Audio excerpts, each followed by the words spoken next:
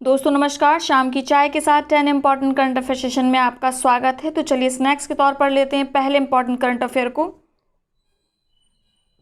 हाल ही में किस भारतीय क्रिकेटर ने सभी प्रारूपों से संन्यास लेने की घोषणा की है? तो अभी हाल में रजत भाटिया ने क्रिकेट के सभी प्रारूपों से संन्यास लेने की घोषणा की है। ये रणजी प्लेयर हैं। रजत भाटिया ने अपना आखिरी मुकाबला पिछले साल उत्तराखंड की तरफ से खेला था, याद रखिएगा। भारतीय मूल की निम्न में से किस लेखिका के उपन्यास बर्न शुगर को प्रतिष्ठित अवार्ड बुकर हेतु शामिल किया गया है? तो अवनी दोषी के उपन्यास बर्न शुगर को प्रतिष्ठित अवार्ड बुकर हेतु शामिल किया गया है। इस बार इस सूची में 2 बार बुकर जीत चुकी हिलेरी मेंटल का भी नाम है। साथ में याद रखिएगा अवनी दोषी के उपन्यास का नाम बर्न शुगर।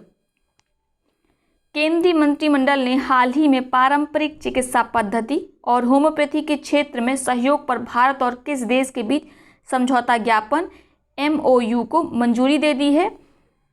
तो केंद्र सरकार ने जिम्बाब्वे के साथ पारंपरिक चिकित्सा पद्धति होम्योपैथी के क्षेत्र में सहयोग पर समझौता ज्ञापन को मंजूरी दे दी है। जिम्बाब्वे एक अफ्रीकी देश है, इसकी राजधानी हरारे है। प्रेसिडेंट एमरसन नंगवागा हैं, याद रखिएगा। हाल ही में कौन प्रधानमंत्री नरेंद्र मोदी के निजी सचिव बने हैं? तो अभी हाल में हार्दिक सतीश चंद्र शाह को नरेंद्र मोदी के निजी सचिव बनाया गया है। ट्रांस यूनियन CIBIL केबल के सहयोग से किस वित्तीय संस्थान ने MSME सक्षम पोर्टल लॉन्च किया है? तो केबल ने सिडबी के साथ मिलकर MSME सक्षम पोर्टल लॉन्च किया, याद रखिएगा। बात करें केबल की CIBIL की, जिसका फुल फॉर्म है credit information bureau India limited. यह एक क्रेडिट रेटिंग एजेंसी है, ठीक है। साथ में बात करते हैं सिडबी की, इसका फुल फॉर्म आप जानते हैं small industry development bank of India. इसकी स्थापना 2 अप्रैल 1990 को हुई थी एक पार्लियामेंट्री एक्ट के द्वारा, ठीक है। इसका हेडक्वार्टर लखनऊ में है। निजी क्षेत्र द्वारा अंतरिक्ष गतिविधियों और इसरो सुविधाओं के उपयोग को विनियमित करने वाली नोडल एजेंसी का नाम क्या है? तो इसरो ने अभी नई नोडल एजेंसी बनाई जिसका नाम है इन स्पेस, ठीक है। जो प्राइवेट प्लेयर्स हैं उनके लिए ये स्पेस रिसर्च का काम करेगी, साथ में उनके जो भी सैटेलाइट है उनके प्रक्षेपण में मदद करेगी इसरो की, याद रखिएगा, ठीक है। इन स्पेस का फुल फॉर्म भी है, फुल फॉर्म क्या है? Indian National Space Promotion Authorisation Centre, ठीक है, याद रखिएगा। किस केंद्रीय मंत्री ने पदार्थ उपयोग विकार SUD और व्यवहार व्यसनों के लिए मानक उपचार दिशा निर्देशों पर पुस्तक जारी की है? डॉक्टर हर्षवर्धन ने पुस्तक जारी की है पदार्थ उपयोग विकार और व्यवहार व्यसनों के लिए मानक उपचार के दिशा निर्देशों पर, ठीक है, याद रखिएगा। डॉक्टर हर्षवर्धन ने साथ में बताया कि धूम्रपान कोविड-19 के जोखिम को बढ़ाता है। साथ में उन्होंने बताया कि जो कोरोना वायरस के कारण जितने भी देश अफेक्टेड हैं वहाँ पर जो मद्यपान है या इसके जो भी विकार हैं उनको देखा जाएगा। उसी पर रोकथाम के लिए उन्होंने एक अपनी पुस्तक जारी की है।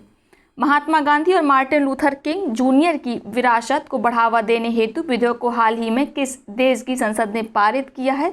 तो अभी हाल में अमेरिकी संसद ने महात्मा गांधी और मार्टिन लूथर किंग जूनियर की विरासत को बढ़ावा देने के लिए एक विधेयक पारित किया है, याद रखिएगा, इंपॉर्टेंट है।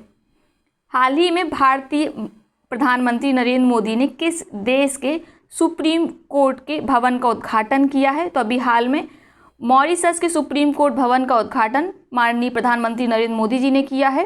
मॉरिशस के प्रधानमंत्री कौन है? प्रविंद जगन्नाथ, याद रखिएगा। मॉरिशस की राजधानी पोर्ट लुइस में भारत की सहायता से यह आधारभूत ढांचा बनाया गया है। हाल ही में नीति आयोग द्वारा जारी आकांक्षी राज्यों की सूची में कौन सा जिला प्रथम रहा? ठीक है, तो बीजापुर इसमें प्रथम रहा आकांक्षी जिलों की रैंकिंग में। यह रैंकिंग फरवरी से लेकर जून तक की रैंकिंग है, ठीक है, साल में 2 बार निकलती है।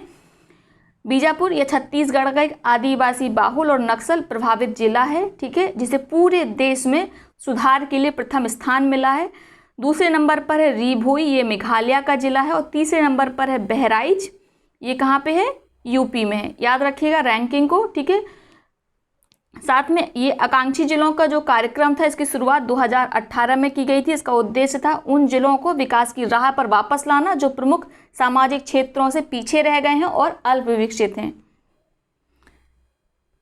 आज का आखिरी करंट अफेयर, किसकी रिपोर्ट के अनुसार कोरोना वायरस के कारण दक्षिण एशिया के 21 करोड़ बच्चे प्रारंभिक शिक्षा से वंचित हो जाएंगे। तो यूनिसेफ ने अभी हाल में एक रिपोर्ट जारी की है जिसके अनुसार 21 करोड़ बच्चे प्रारंभिक शिक्षा से कोरोना वायरस के कारण वंचित हो जाएंगे। यूनिसेफ आप जानते हैं ये यूनाइटेड नेशन की एक एजेंसी है जो बच्चों के लिए काम करती है। तो ये है आज के 10 important current affairs. I hope session आपको पसंद आया होगा। वीडियो अच्छी लगी तो वीडियो को लाइक करें, साथ ही अपने मित्रों सहपाठियों के साथ इसे शेयर करना बिल्कुल ना भूलें। बहुत बहुत धन्यवाद।